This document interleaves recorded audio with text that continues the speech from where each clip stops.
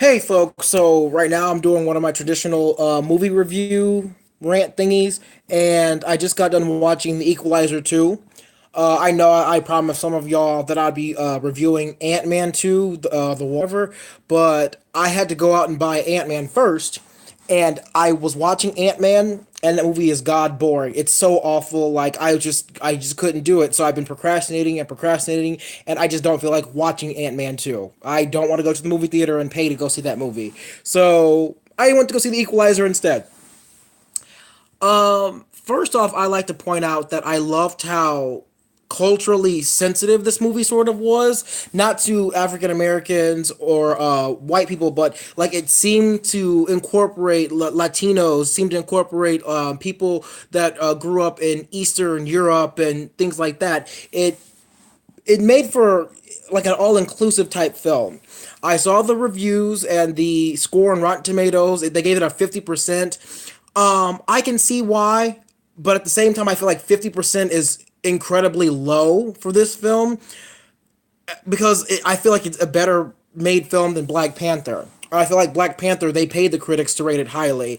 This movie just was more honest, but I think 50% is still really low because the action sequences to me were pretty good. The emotional parts were really good. The villain for this film, though, since I'm a movie buff, I already knew who it was the first time they showed it. I'm like, bad guy. But some people were like shocked that the villain was who he was. Yeah, I just spoiled it to he. Oh, sorry, my bad. But at the same time, I don't know why this movie got such a bad review. Denzel Washington, of course, is a great actor. Maybe the reason why it got such a poor review because it sort of jumped around a lot. I never watched the first one. I didn't realize that Equalizer existed until I saw the trailer for this one. But you really don't have to watch the first one to jump into this movie, which I think was a good thing. I didn't care for how they jumped around from situation to situation, and the opening scene for the Equalizer was kind of meh. Like it's one of the things like, oh, okay, he's a badass. They wanted to establish that, but since this is a sequel, I feel like that was unnecessary. The motivations for the bad guy, and I say that because in the film, it tries to talk to you about good versus bad and how all of that is relative. How there's no such thing as good, there's no such thing as bad. They're just people. They're opposing sides, yes, but both sides believe that they're justified. And I mean, you have to agree. You have to agree with that. I mean, that it's true.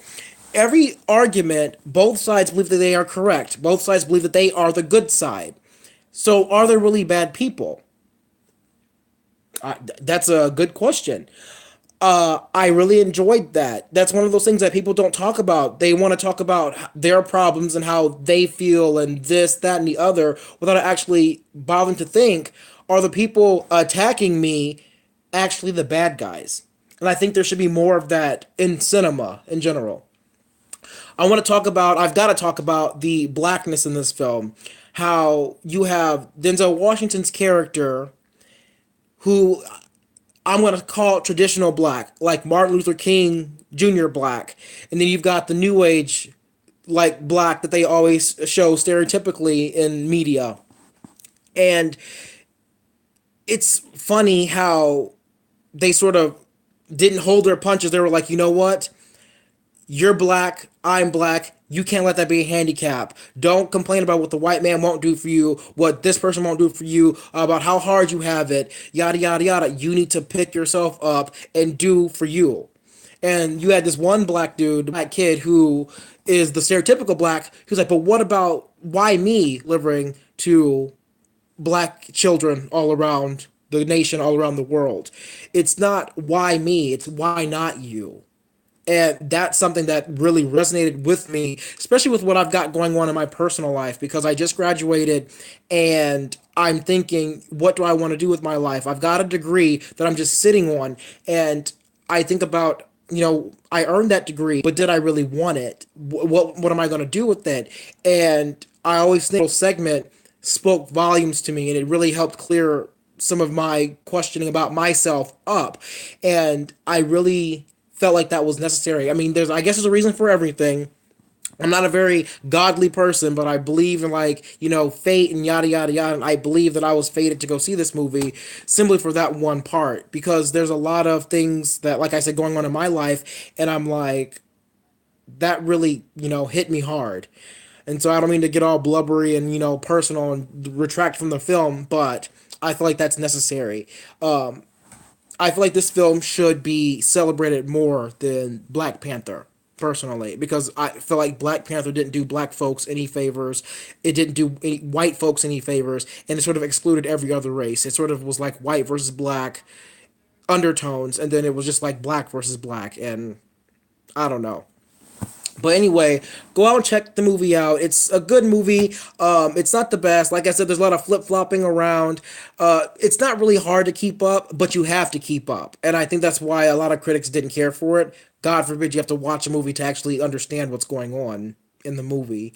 But it is what it is. If you like this review, I do quite a few others. I normally tear them down. This is a different one where I'm, yay, movie, good movie.